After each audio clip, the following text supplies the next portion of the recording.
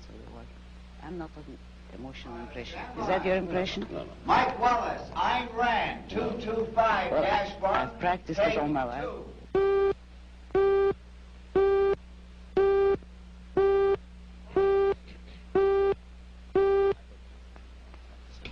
I have not. I'm curious.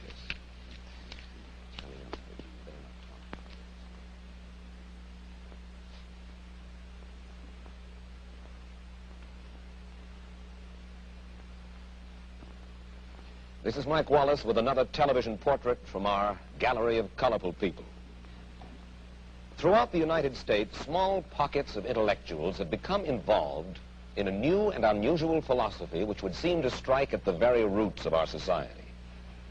The fountainhead of this philosophy is a novelist, Ayn Rand, whose two major works, The Fountainhead and Atlas Shrugged, have been bestsellers. We'll try to find out more about her revolutionary creed and about Miss Rand herself in just a moment. And now to our story. Down through history, various political and philosophical movements have sprung up, but most of them have died. Some, however, like democracy or communism, take hold and affect the entire world. Here in the United States, perhaps the most challenging and unusual new philosophy has been forged by a novelist, Ayn Rand. Miss Rand's point of view is still comparatively unknown in America, but if it ever did take hold, it would revolutionize our lives. And Ayn, to begin with, I wonder if I can ask you to capsulize, I know this is difficult, can I ask you to capsulize your philosophy? What is Randism? First of all, I do not call it Randism, and I don't like that name. I call it Objectivism. All right. Meaning a philosophy based on objective reality. Now let me explain it as briefly as I can. First, my philosophy is based on the concept that reality exists as an objective absolute, that man's mind, reason, is his means of perceiving it, and that man needs a rational morality. I am primarily the creator of a new code of morality which has so far been believed impossible, namely a morality not based on faith. On faith? Not on faith, not on arbitrary whim, not on emotion, not on arbitrary edict, mystical or social, but on reason, a morality which can be proved by means of logic, which can be demonstrated to be true and necessary. All right, all right. Now, may I define what my morality is? All right. Because this is merely an introduction. My morality is based on man's life as a standard of value. And since man's mind is his basic means of survival, I hold that if man wants to live on earth and to live as a human being, he has to hold reason as an absolute, by which I mean that he has to hold reason as his only guide to action, and that he must live by the independent judgment of his own mind, that his highest moral purpose is the achievement of his own happiness, and that he must not force other people nor accept their right to force him, that each man must live as an end in himself and follow his own rational self-interest. May I interrupt now? You may. Because you put this philosophy to work in your novel Atlas Shrugged. That's right. You demonstrate it in human terms in your novel Atlas Shrugged.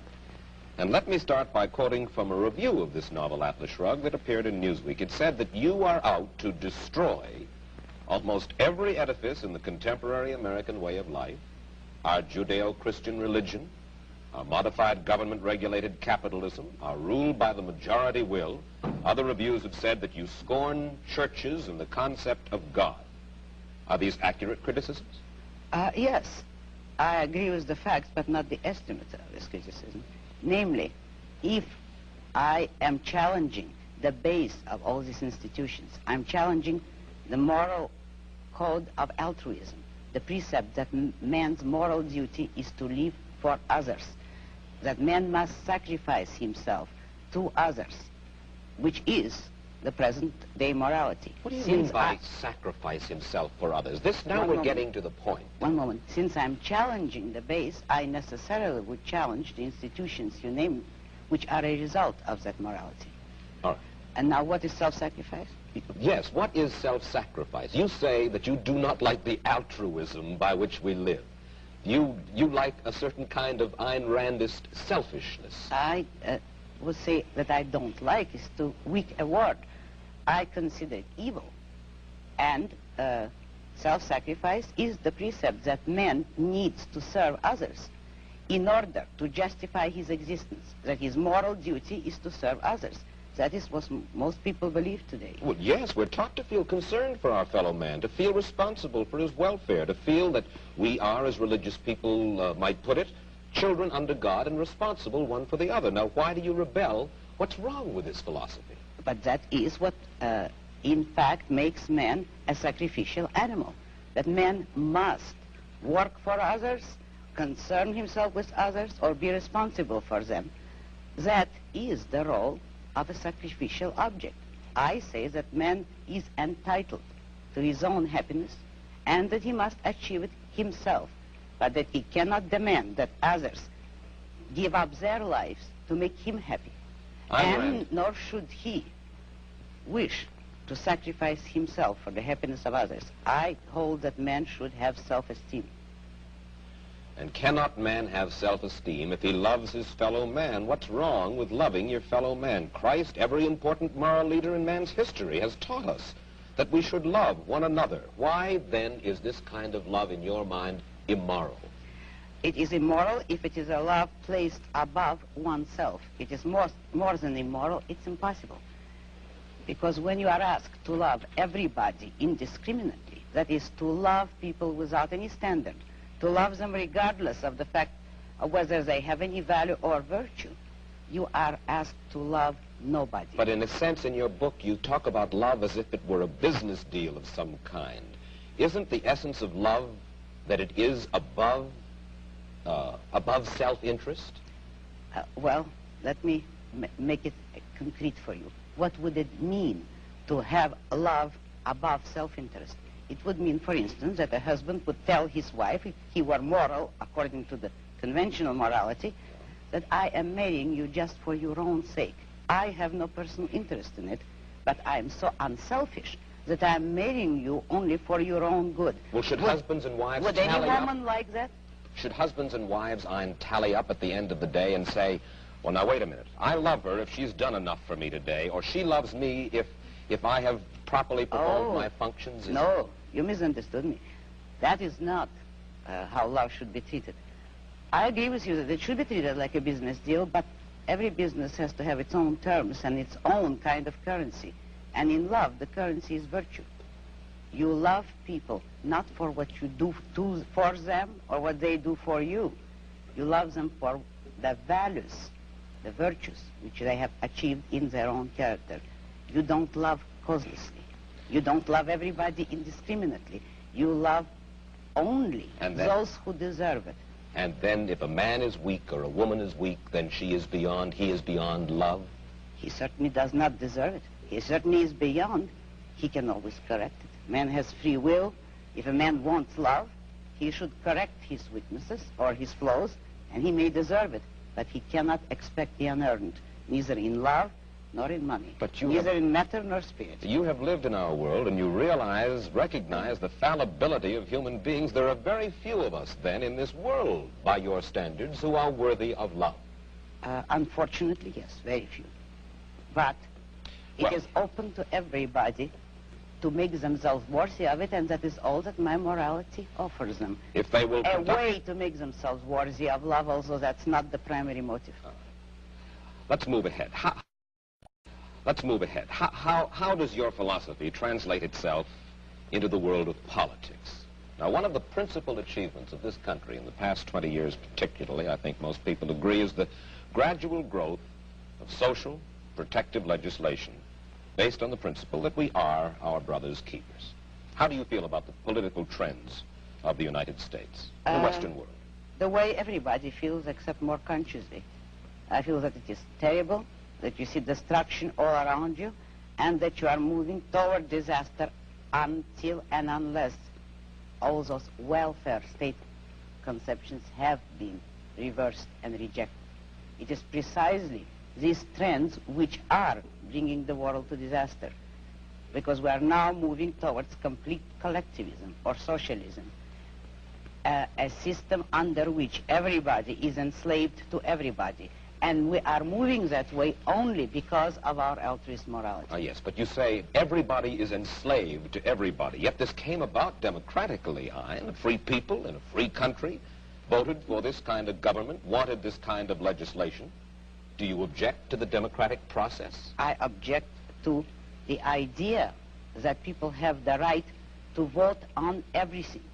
The traditional American system was a system based on the idea that majority will prevailed only in public or political affairs, and that it was limited by inalienable individual rights. Therefore, I do not believe that a majority can vote a man's life or property or freedom away from him.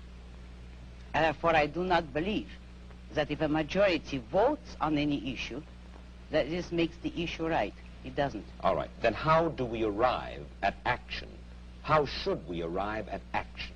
By voluntary consent, voluntary cooperation of free men, unforced. And how do our leaders arrive? How do we arrive at our leadership? Who elects? Who appoints? The whole people elects. There is nothing wrong with the democratic process in politics. We arrive at it the way we arrived by the American Constitution as it used to be. By the constitutional process as we had it, people elect officials, but the powers of those officials, the powers of government are strictly limited. They will have no right to initiate force or compulsion against any citizen except a criminal. Those who have initiated force will be punished by force, and that is the only proper function of government. What we would not permit is the government to initiate force against people who have hurt no one, who have not forced anyone. We would not give the government or the majority or any minority the right to take the life or the property of others. That was the original American system. When you say take the property of others, I imagine that you're talking now about taxes. Yes, I am. And you believe that there should be no right by the government to tax. You believe that there should be no such thing as welfare legislation, unemployment compensation, regulation during times of stress, certain kinds of rent controls and things like that. That's right. I'm opposed to all forms of control. I am for an absolute, laissez-faire, free, unregulated economy. Let me put it briefly. I'm for the separation of state and economics, just as we had separation of state and church, which led to peaceful coexistence among different religions after a period of religious wars. So the same applies to economics. If you separate the government from economics, if you do not regulate production and trade, you will have peaceful cooperation and harmony and justice among men. You are certainly enough of a political scientist to know that certain movements spring up in reaction to other movements. The labor movement, for instance, certain social welfare legislation. This did not spring full-blown from somebody's head, out of a vacuum. This was a reaction to certain abuses that were going on. Isn't that true, Ayn? Not always. It actually sprang up from the same source as the abuses. If by abuses you mean the legislation, which originally had been established to help industrialists, which was already a breach of complete free enterprise. If then, in reaction, labor leaders get together to initiate legislation to help labor, that is only acting on the same principle, namely, all parties agreeing that it is proper for the state to legislate in favor of one economic group or another. But what I'm saying is that nobody should have the right, neither employers nor employees, to use state compulsion and force. But when you advocate completely unregulated economic life in which every man works for his own profit, you are asking, in a sense, for a devil-take-the-hindmost, dog-eat-dog society, and one of the main reasons for the growth of government controls. was to fight the robber barons, to fight laissez-faire, in which the very people whom you admire the most, Ayn, the hard-headed industrialists, the successful men, perverted the use of their power. Is that not true? No, it isn't. Oh. This country was made not by robber barons, but by independent men, by industrialists who succeeded on sheer ability. And having, by of course they ability, succeeded. I mean without political force, help, or compulsion. But at the same time, there were men, industrialists, who did use government power as a club to help them against competitors. They were the original collectivists. Today, the liberals believe that that same compulsion should be used against the industrialists for the sake of workers. But the basic principle there is, should there be any compulsion? And the regulations are creating robber barons. They are creating capitalists with government help, which is the worst of all economic phenomena. I think that you will agree with me when I say that you do not have a good deal of respect for the society in which you and I currently live. You think that we're going downhill fairly fast. Now, I would like you to think about this question, and you'll have a minute intermission to ponder it, and then come back and answer it. Do you predict dictatorship and economic disaster for the United States if we continue on our present course? Do you? And we'll get Ayn Rand's answer in just a moment. And now back to our story. All right, Ayn Rand, what I'd like to know is this. Since you describe it as happening in your novel Atlas Shrugged, do you actually predict dictatorship and economic disaster for the United States? If the present collectivist trend continues, if the present anti-reason philosophy continues, yes, that is the way the country is going. But I do not believe in historical determinism, and I do not believe that people have to go that way. Men have the free will to choose and to think. If they change their thinking, we do not have to go into dictatorship. Yes, but how can you expect to reverse this trend when, as we've said, the country is run by majority rule through ballot, and that majority seems to prefer to vote for this modified welfare state? Oh, I don't believe that. You know as well as I do that the majority today has no choice. What do you mean? The majority has never been offered a choice between controls and freedom. How do you account for the fact that an almost overwhelming majority of the people who are regarded as our leading intellectuals and our leading industrialists, the men whom you seem to admire the most, the men with the muscle and the money, favor the modified capitalism that we have today? Because it is an intellectual issue. Since they all believe in collectivism, they do favor it. But the majority of the people has never been given a choice. You know that both parties today are for socialism, in effect, for controls, and there is no party. There are no voices to offer an actual pro-capitalist, laissez-faire economic freedom and individualism. That is what this country needs today. Isn't it possible that we all believe in it because we are all basically lonely people and we all understand that we are basically our brother's keepers? You couldn't say that you really understand it because there is no way in which you could justify it. Nobody has ever given a reason why men should be their brother's keepers, and you've had every example, and you see the examples around you of men perishing by the attempt to be their brother's keepers. You have no faith in anything? Faith? Only no. in your mind? That is not faith. That is a conviction. That is not faith. That is a conviction. Yes, I have no faith at all. I only hold convictions. Who are you, Ayn Rand? When I say that, I would like to know just a little bit of your vital statistics. You have an accent which is... Russian. Russian. You were born in Russia? Yes. Came here? Oh, about 30 years ago. And whence did this philosophy of yours come?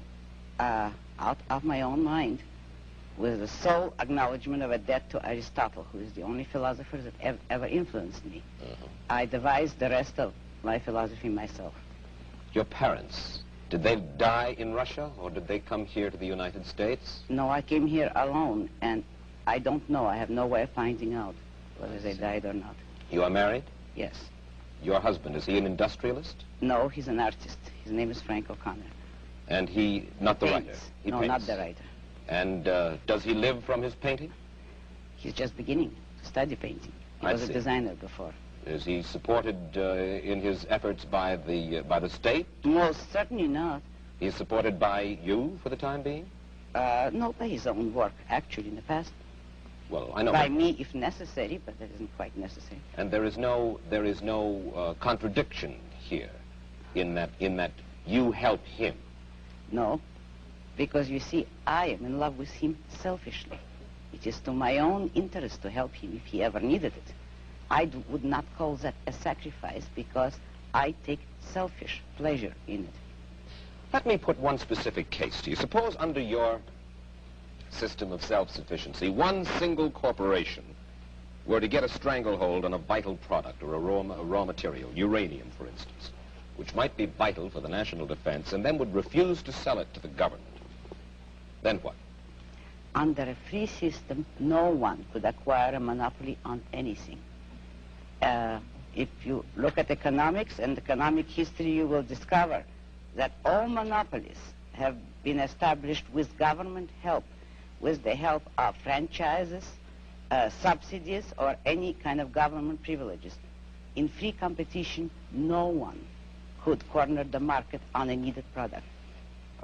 Let's say there is a deposit. History will support me. There is a deposit of uranium in Nevada. It's the only one in the United States, and that's our only access to that. And for self-defense, we need this. Whereas, let's say, in the Soviet Union, the state is able to command that.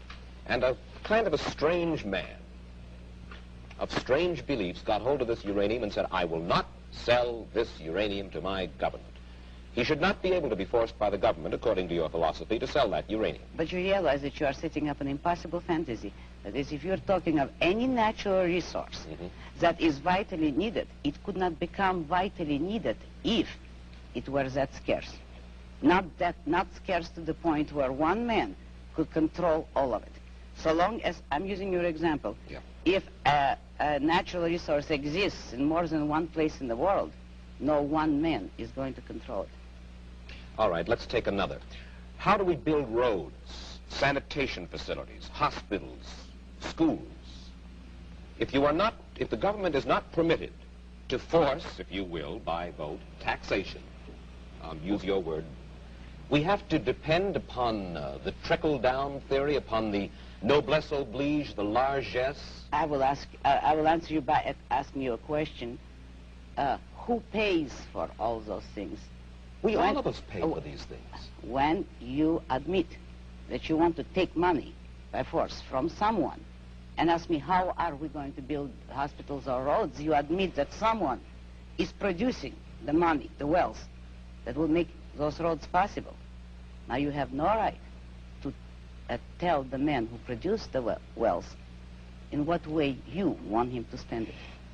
If you need his money, you can obtain it only by his voluntary consent. And you believe in the eventual goodwill of all human beings, or at least that top echelon of human beings, whom you believe will give willingly? No goodwill is necessary, only self-interest. Only I believe in private roads, private post offices, private schools. When industry breaks down momentarily, and there is unemployment, mass unemployment, we should not be permitted to get unemployment insurance. Social Security we do not need. We'll depend upon the self-interest of these enlightened industrialists whom you so admire to take care of things when the economy needs a little lubrication and there are millions of people out of work. Study economics. A free economy will not break down. All depressions are caused by government interference. And the cure is always offered so far to take more of the poisons that cause the disaster. Depressions are not a result of a free economy. And one last question. We only have about a half a minute. How many Randists, you don't like the word, I beg your pardon. Objectivists. How many objectivists would you say there are in the United States? It's hard to estimate, but I can tell you some figures. My best intellectual, Nathaniel Brandon, a young psychologist, is giving a series of lectures on my philosophy in New York. He has received 600 letters of inquiry within the month of January. He's giving these lectures, and the attendance is growing in geometrical proportion. Ayn, I'm sure that you have stimulated a good many people, more people than already have, to read your book, Atlas Shrugged, and The Fountainhead, and I'm equally sure they will be stimulated for the reading, indeed, if they do not agree. Thank you. Thank you very much. I'll be back in a moment with my personal footnote to the story of Ayn Rand. As we said at the outset, if Ayn Rand's ideas were ever to take hold, they would revolutionize the world.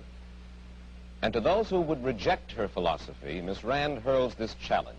She has said, for the past 2,000 years, the world has been dominated by other philosophies. Look around you. Consider the results. We thank Ayn Rand for adding her portrait to our gallery, one of the people other people are interested in. Mike Wallace, goodbye.